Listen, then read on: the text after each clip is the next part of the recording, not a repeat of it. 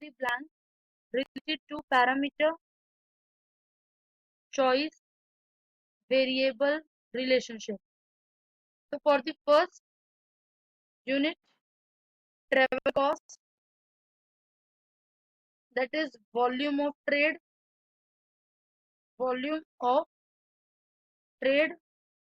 which is negative.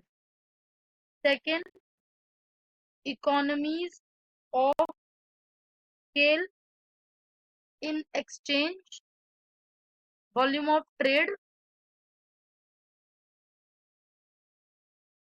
which is positive. Third unit, travel cost, consumers net